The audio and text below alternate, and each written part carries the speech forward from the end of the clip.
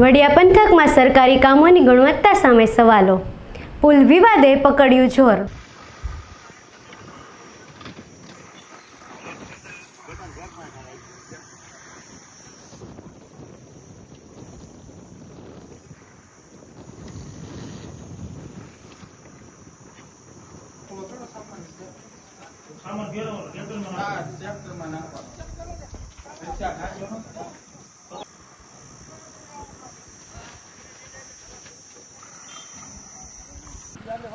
પૂરું આપણે કરવાનું છે. આ ગઈ રહેતી હાલો કરી નાખવાનું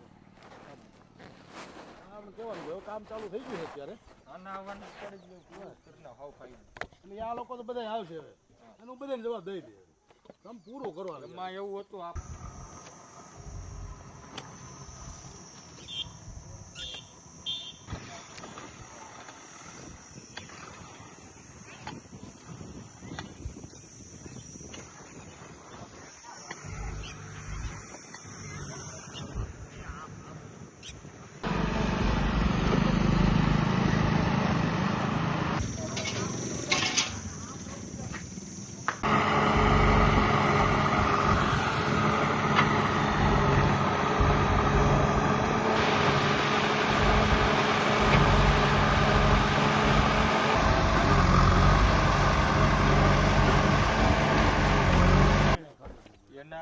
નદીમાં હતું એ આપણે નદીનું વેન કેવડું છે એટલે આમાં તો હું આપણે હલાય એવું જ હતું. આમાં માટી નાખી દઈએ ને તો એને એવડો સાથ કર્યો મેં.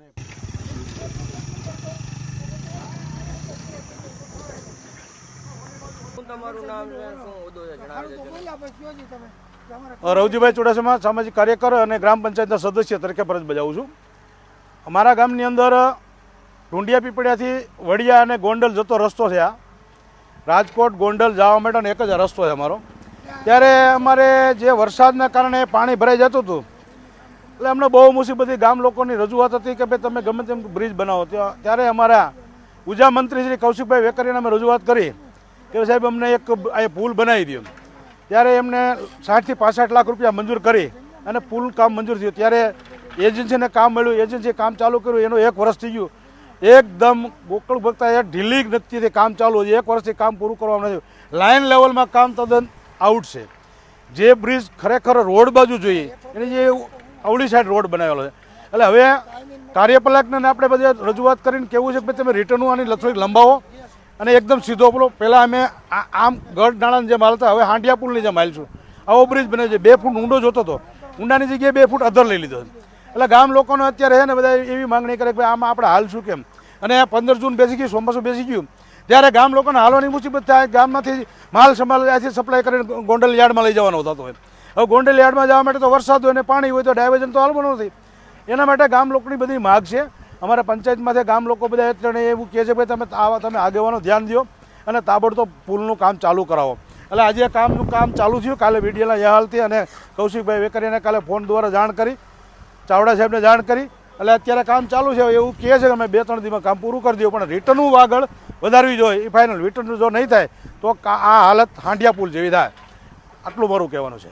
અને આ પુલની અંદર શું નબળી કામગીરી થઈ હતી? પાયા જ નબળા થયા. પાયા ઊંડા જે જોતા 2 ફૂટ પાયા લઈ જતા પાયા ખોદા નથી. એના ફોટા મારી પાસે માટી પાથરી અને એમને સીધું આમના પહેલાં જે કંઈ હતા એન્જિનિયર, જે એજન્સીના એન્જિનિયર હતા ને એમણે બિલકુલ ધ્યાન નથી આપેલું. મેં એમને મૌખિક જાણ કરેલી કે ભાઈ સાહેબ આ તમારું આ જે છે માટી છે એને તો હટાવો અને જે તમે જેસીબીથી ખોદ્યું છે તો 2 ફૂટ એને ઊંડો લઈ જાઓ અને બ્રેકર મારીને ત્યારે 2 ફૂટ ઊંડો લઈ જવાની જગ્યાએ 2 ફૂટ અધર લઈ જાય એટલે હાંડિયા પુલ થયો છે.